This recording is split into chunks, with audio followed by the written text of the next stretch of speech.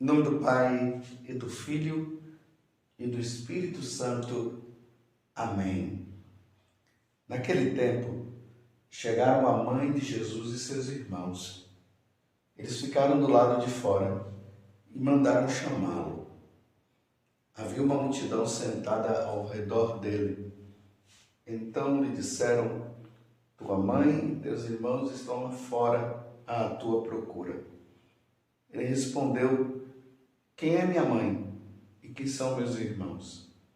E olhando para os que estavam sentados ao seu redor, disse: aqui estão minha mãe e meus irmãos, quem faz a vontade de Deus. Esse é meu irmão, minha irmã e minha mãe. Palavra da salvação. Glória a vós, Senhor.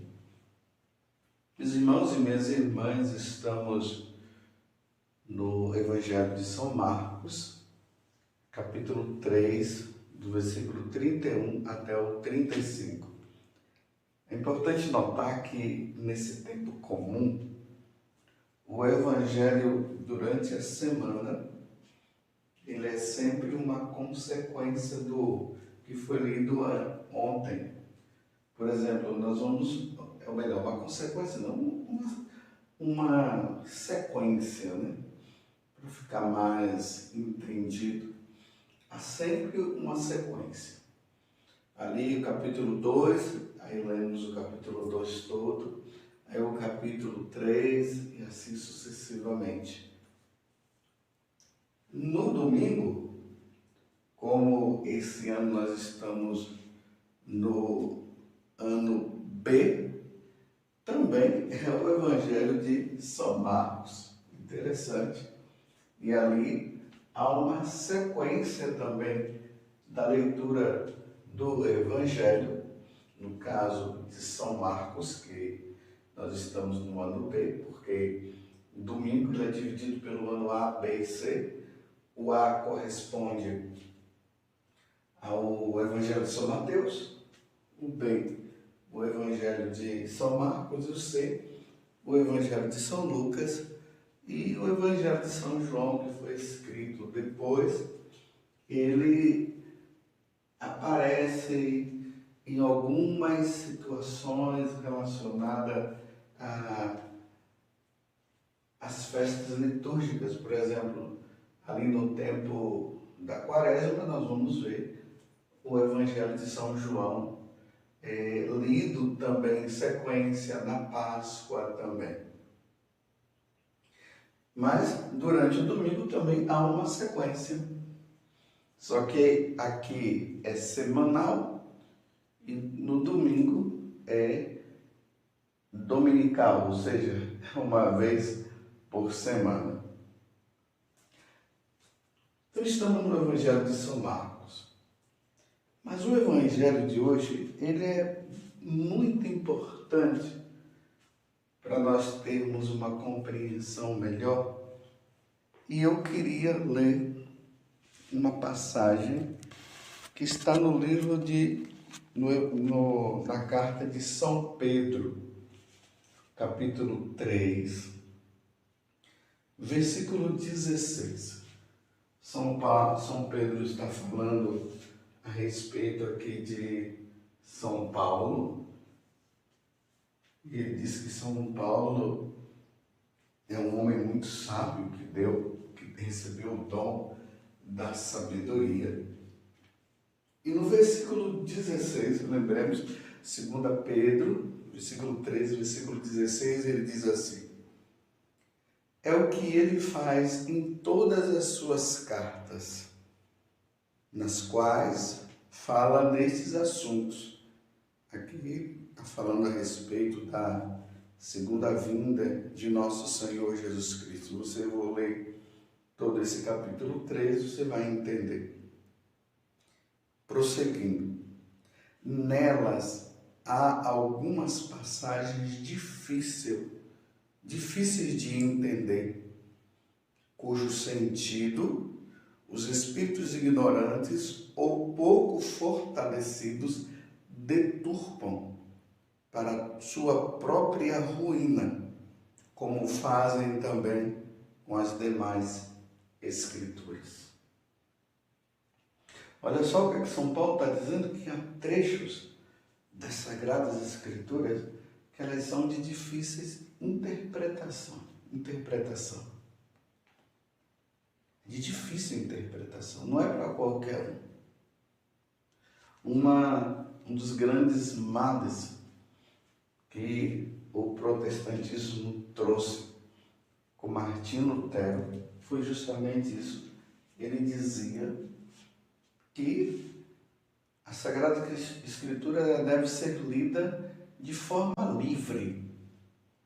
Deus vai dar sabedoria para cada um e é só ler, pedir a sabedoria e Deus vai dar. Aqui nós poderemos incorrer num grande erro.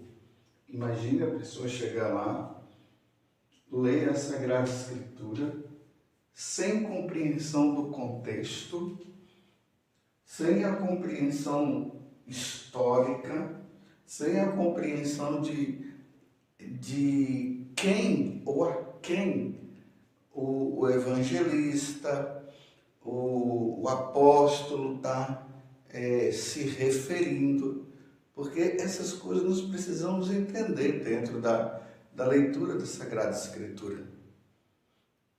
Porque se nós não entendermos o contexto, nós vamos começar a fazer e falar muita besteira.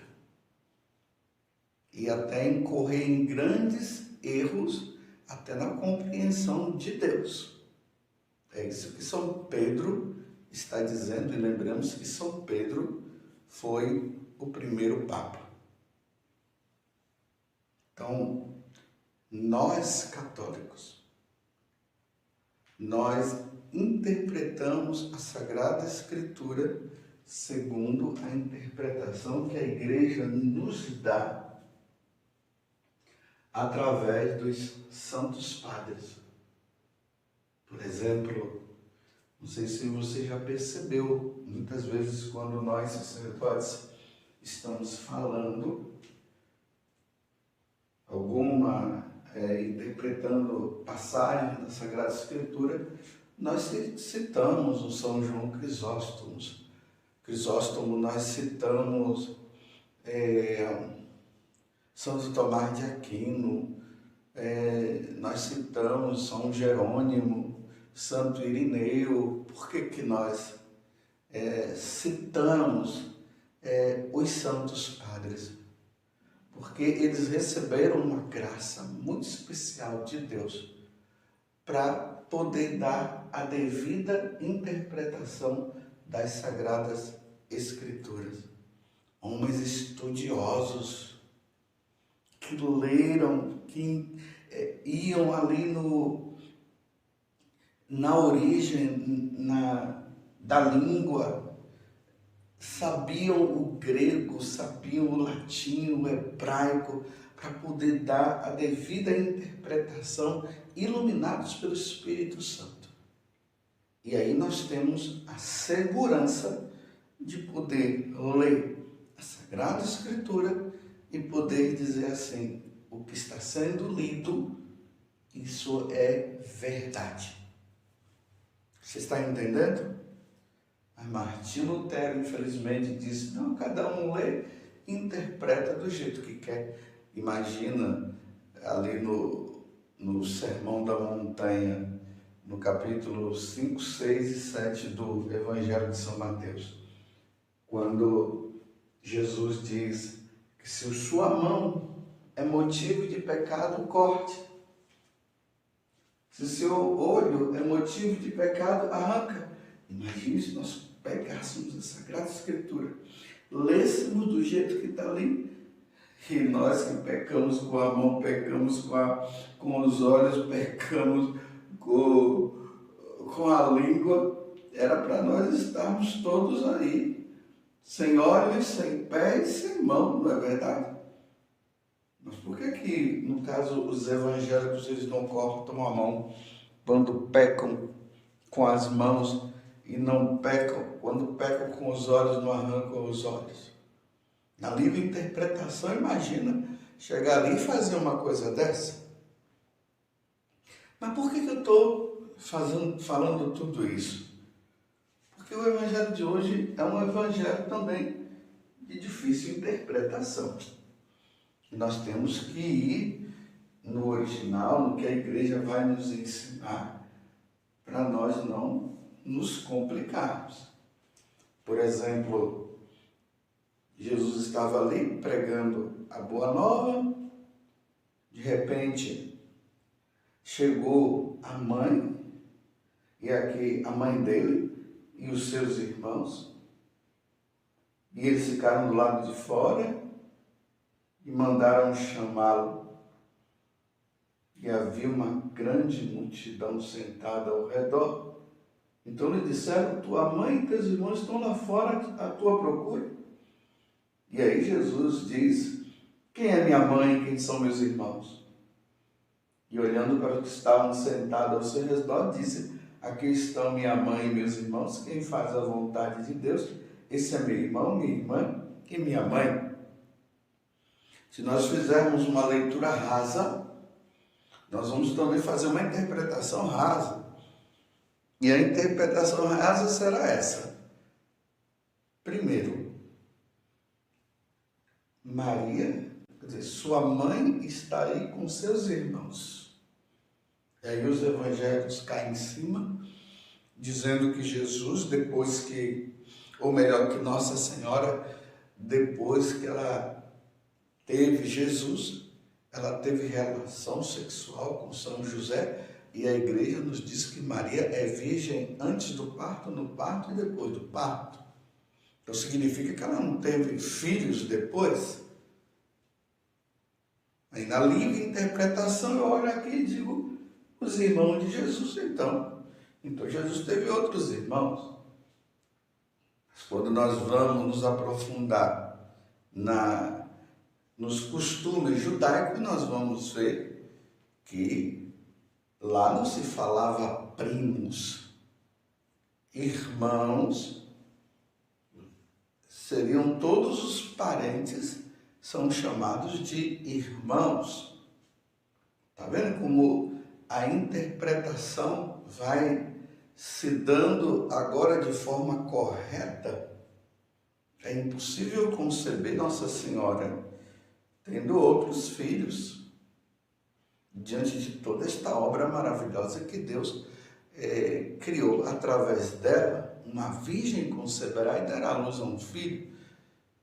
Então os evangélicos vão dizer que a virgindade de Maria foi até o momento em que ela gerou Jesus e teve Jesus depois.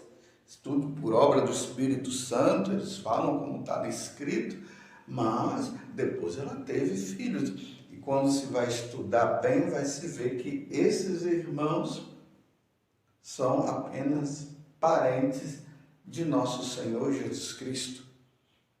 Uma outra coisa que se lê aqui, e que se for ler na livre interpretação também, vai se interpretar errado.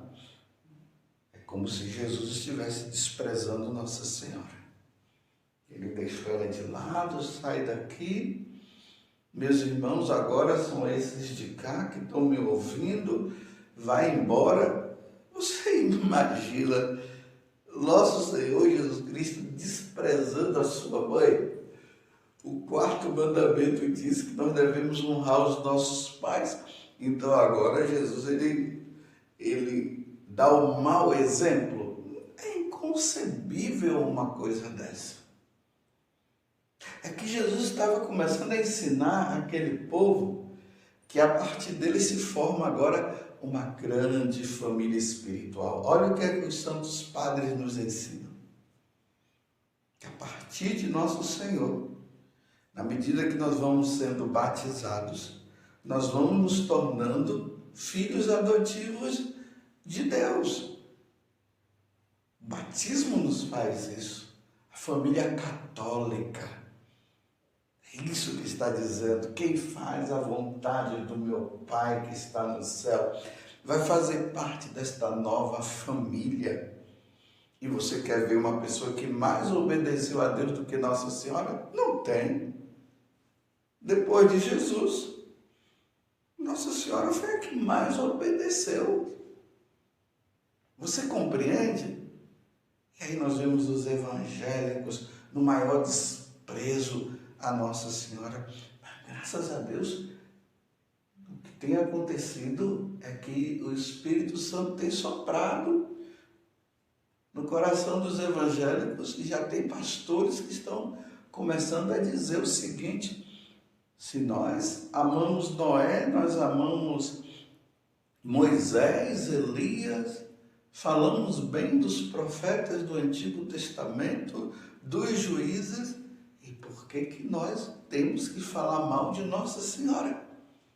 Já estão começando a entender, graças a Deus, porque não tem cabimento um amor tão grande aos apóstolos, aos profetas, quando chega em Nossa Senhora, um desprezo. No livro do Gênesis, no capítulo 3, logo depois que Adão e Eva pecam, Deus, ele deixa bem claro: porém, inimizade entre ti e a mulher. Se tem um ser espiritual que tem ódio a Nossa Senhora, é o diabo. O diabo detesta, ele tem ódio. É esse ódio que Deus está falando ali no capítulo 3 do livro do Gênesis. Depois você confira lá, dá uma lida toda no capítulo 3. Eu não vou falar o versículo não, eu quero que você leia todo o capítulo 3 para você entender melhor. Então, um ódio. Parece que os evangélicos criaram um ódio a Nossa Senhora. É o mesmo ódio que o diabo tem? Você está entendendo? Recentemente, mais uma vez, eu vi um vídeo onde o pastor estava com uma marreta bem grande. Do lado dele tinha uma imagem bem grande de Nossa Senhora de Guadalupe e a outra, Nossa Senhora das Graças. E aqui nós sabemos, né, que Nossa Senhora de Guadalupe, Nossa Senhora das Graças, Nossa Senhora de Fátima é uma só. É sempre a mãe de Nosso Senhor Jesus Cristo. Só que são títulos que são dados de acordo com as aparições que ela tem. E aí, ele com aquela marreta grande foi lá e quebrou a imagem de Nossa Senhora. E foi lá e quebrou a outra imagem, falando de questões de idolatria. Nós precisamos entender que a idolatria consiste em adorar e aplicar a seres humanos, animais e astros, aplicar a eles coisas que só Deus pode fazer. Então Deus, no Antigo Testamento, como o povo de Deus estava ali sempre, também no meio dos pagãos, Deus dizia: não crie imagens, para não se confundir com eles. Mas se nós formos ver no capítulo 21 do livro dos Números, Deus manda fazer uma serpente de bronze e todos aqueles que olhassem para a serpente de bronze seriam curados. E ali é uma prefiguração de nosso Senhor Jesus Cristo, que no capítulo 3 do Evangelho de São João, João vai falar justamente disso, que assim como a serpente foi elevada e todas as pessoas que olhavam para a serpente eram curadas, do mesmo modo o Filho do Homem será erguido e todos aqueles que nele creem serão salvos. Aí vem a interpretação, tá vendo? Se vai na livre interpretação, nós vamos começar a ficar falando um monte de coisa.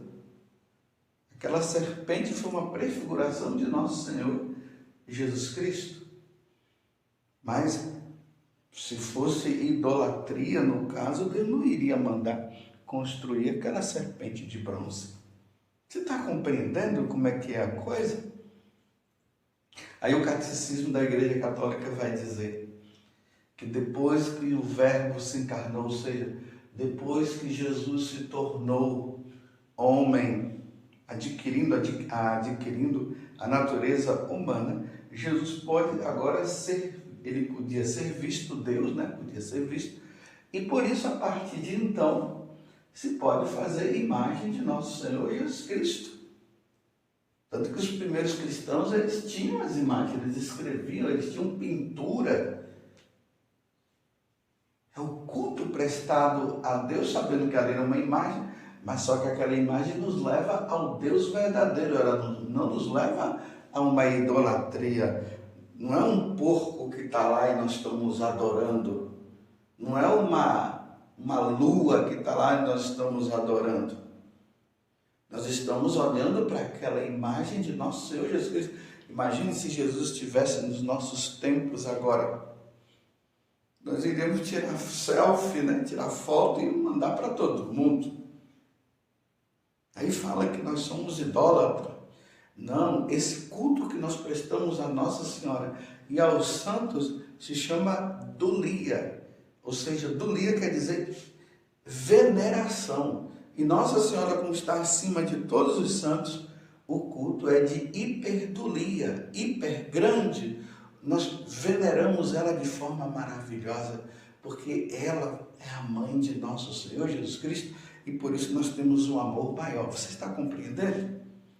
Como a interpretação que a igreja vai nos dando através dos santos padres nos leva a um reconhecimento. Eu fico imaginando aquele pastor que estava pregando, quebrando aquela imagem, e ali tinha católicos que se tornaram evangélicos, que apostataram na fé. Eu fico imaginando como se eles não ficaram escandalizados com aquilo. Mas você está entendendo? Que nós amemos a Nossa Senhora. Que nós tenhamos a capacidade e a graça de interpretar bem a Sagrada Escritura a partir dos santos padres e dos ensinamentos que a Santa Madre Igreja nos dá. Nossa Senhora, Jesus não estava desprezando Nossa Senhora, pelo contrário, ele estava dizendo que nós devemos ser obedientes, como ela também foi e é. Louvado seja nosso Senhor Jesus Cristo, para sempre seja louvado, e a sua mãe, Maria Santíssima.